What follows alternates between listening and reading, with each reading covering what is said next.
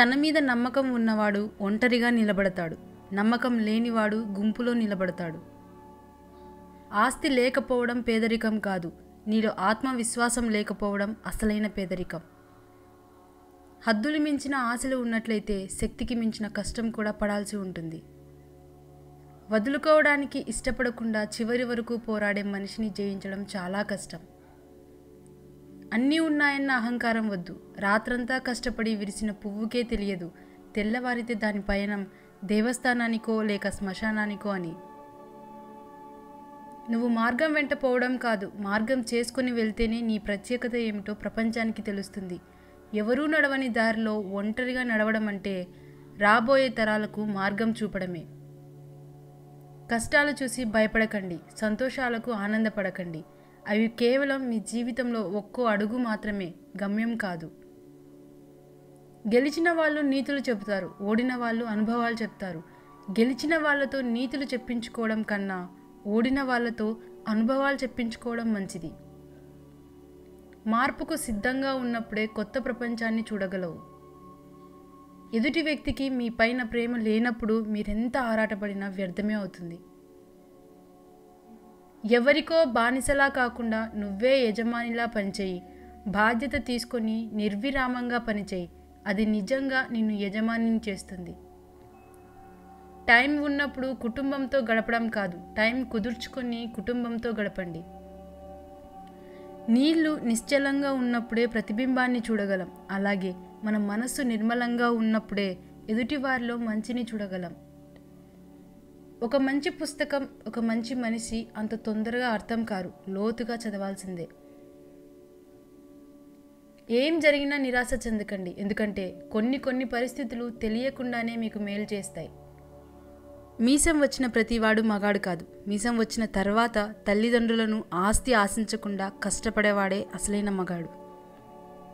మనల్ని మనం ప్రశ్నించుకోగలిగితే మనకు ఒక్కసారైనా జీవితంలో మనం ఏం చేస్తున్నాం, ఏం చేయాలి అనే సమాధానం ఖచ్చితంగా దొరుకుతుంది. ప్రతీకారం అనేది చీడపురుగు లాంటిది.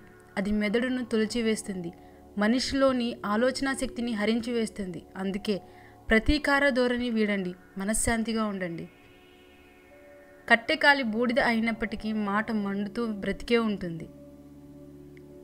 మనిషికి మాట తీరే ప్రధానం. తీయనైన మాటలతో కటిక విషయాన్నైనా అమ్మవచ్చేమో, కానీ కటువైన మాటలతో తీయని తేనెను కూడా అమ్మలేం.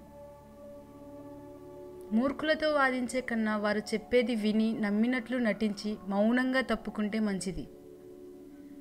నడుచుకుంటూ వెళ్తే మార్గం తెలుస్తుంది. కన్నీళ్లను తుడుచుకుంటూ వెళ్తే లైఫ్ అంటే ఏంటో తెలుస్తుంది.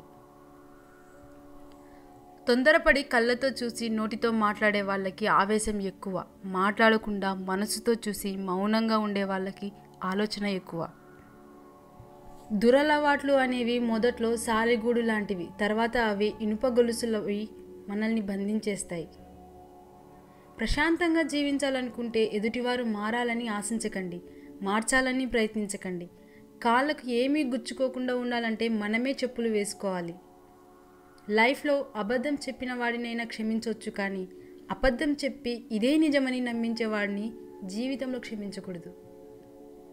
ఎప్పుడూ అబద్ధాలే చెప్పేవాడికి దేవుడు వేసే అతి పెద్ద శిక్ష వాడు నిజం చెప్పినా ఎవరూ నమ్మకపోవడం. పడిపోతే పైకి లేపేందుకు ఎవరూ లేరని గ్రహించిన వాడు వేసే ప్రతి అడుగు ఆలోచించే వేస్తాడు. నీ కోరికలు తీర్చేవాళ్ళు కాదు, నీ కోపాన్ని భరించే వాళ్ళే నిజంగా నిన్ను ప్రేమించేవాళ్ళు. మనం తప్పు చేసినప్పుడు సరిదిద్దాల్సిన అవసరం ఉండి కూడా మనల్ని ప్రశ్నించడం లేదంటే మనపై గాఢమైన ప్రేమైనా ఉండి ఉండాలి, లేదా మనం పతనం అవ్వడం వారి ఆలోచన అయి ఉండాలి. మన జననం ఓ సాధారణమైనదే కావచ్చు, కానీ మన మరణం మాత్రం ఓ చరిత్రను సృష్టించేదిగా ఉండాలి. మన మనస్సు సరిగ్గా లేనప్పుడు మాటలు జారకూడదు, ఎందుకంటే మనస్సు మార్చుకునేందుకు మార్గాలు ఉన్నాయి, కానీ మాటలను వెనక్కు తీసుకునేందుకు ఒక్క మార్గం కూడా లేదు. మన మనస్సులో అశాంతి ఉంటే ప్రతి విషయము గందరగోళంగానే అనిపిస్తుంది. అవకాశం అనేది అరుదుగా వస్తుంది, దాన్ని సద్వినియోగం చేసుకుంటేనే విజయ తీరాన్ని చేరగలవు. రాత రాసి ఉండాలి, గీత గీసి ఉండాలి అంటే కుదరదు. ఏదైనా కష్టపడితేనే వస్తుంది. అది ఆస్తి అయినా సరే, మీరు అనుకున్న లక్ష్యమైనా సరే. తన ఆశయాలకు అనుగుణంగా పనిచేయక సన్నగిల్లిన మనిషి ముసలివాడితో సమానం. జీవితం అనేది పూర్తిగా ఎవరికీ లభించదు. ఏ ఒక్కరిని చూసినా ఏదో ఒక లోపం ఉండి తీరుతుంది. ఈ సొసైటీలో పరిస్థితులను తట్టుకొని నిలబడిన వాళ్ళకంటే తప్పించుకొని తిరుగుతున్న వాళ్ళే ఎక్కువ ఉన్నారు. నువ్వు చేసే ప్రతి పనికి నువ్వే బాధ్యత వహించాల్సి ఉంటుంది, అది మంచి అయినా చెడు అయినా. మీ పని మీరు చేసుకుంటూ ఉన్నా కానీ మిమ్మల్ని బాధించేవారు, విమర్శించేవారు ఉంటారు. కానీ మీరు ఒక మాట గుర్తుపెట్టుకోవాలి, ఆటలో గోల చేసేది ప్రేక్షకులే కానీ ఆటగాళ్ళు కాదని. ఈ లోకంలో మనిషికి మాత్రమే ఉండే ప్రమాదకరమైన మానసిక రోగం ఓర్వలేనితనం. తనకు లేదని ఉన్నవాళ్ళని చూసి ఏడ్చేవాడికి ఎన్ని ఉన్నా వాడు నిత్య దరిద్రుడే. చిన్న చిన్న మాటల్లో ఆనందాన్ని వెతకడం అలవాటు చేసుకోండి. ఎందుకంటే పెద్ద పెద్ద మాటలు లైఫ్లో చాలా అరుదుగా చోటు చేసుకుంటాయి. మనం ఎప్పుడైనా ఇతరుల అర్థం పర్థం లేని మాటలకు స్పందిస్తామో అప్పుడే సగం మనశ్శాంతిని కోల్పోతాం. అసంభవం అని ఎవరో చెప్పిన దాన్ని మరెవరో ఎప్పుడో ఒక చోట సాధిస్తూనే ఉంటారు. గుర్తుపెట్టుకో, అప్రయత్నంగా సాధించే గెలుపు కంటే నీ ప్రయత్నంతో సాధించే గెలుపు ఎంతో సంతోషాన్ని ఇస్తుంది. పలకరించి వదిలేసే పరిచయాల గురించి పట్టించుకోకండి. మనస్ఫూర్తిగా మాట్లాడే పరిచయాలను ఎప్పుడూ మర్చిపోకండి. మీరెళ్ళే మార్గం మంచిది కాకపోతే దండించి సరిచేసేవాడే నిజమైన మిత్రుడు. ఆడవాళ్ళ అందం వారి ముఖంలో ఉండదు, వారి నిజమైన ప్రేమలో, వారి నడతలో ఉంటుంది. మగవాళ్ళ అందం వారి ఆస్తిలో, సంపాదనలో ఉండదు, వారు ఆడవాళ్ళకి ఇచ్చే మర్యాదలో ఉంటుంది. మీరు చేసే ప్రతి ప్రయత్నంలో విజయం సాధించకపోవచ్చు, కానీ ప్రతి ప్రయత్నాన్ని దేవుడు గమనిస్తూనే ఉంటాడు.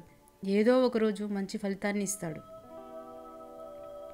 గతాన్ని చూసి ఎవరిని తక్కువగా అంచనా వేయకూడదు. ఎందుకంటే మన దగ్గర నేర్చుకున్నవాడే రేపు మనకే నేర్పే స్థాయికి ఎదగవచ్చు. నీ జీవితాన్ని ఎవరితోనూ పోల్చుకోకండి. సూర్యుడు, చంద్రుడు పూర్తిగా వేరు. ఎవరి టైం వచ్చినప్పుడు వారు ప్రకాశిస్తారు. ఎవరి విలువ వారిదే. శిఖరం అంచుకు చేరుకున్నాక కూడా పడదోసే వాళ్ళు ఉండొచ్చు, కానీ శిఖరం అంత ఎత్తుకు ఎదిగిన వాళ్ళని పడదోయడం ఎవరి వల్ల కాదు. లక్ష్యం కోసం కనే కలలు బాగానే ఉంటాయి, కానీ చేరుకునే మార్గంలోనే ముళ్ళుంటాయి.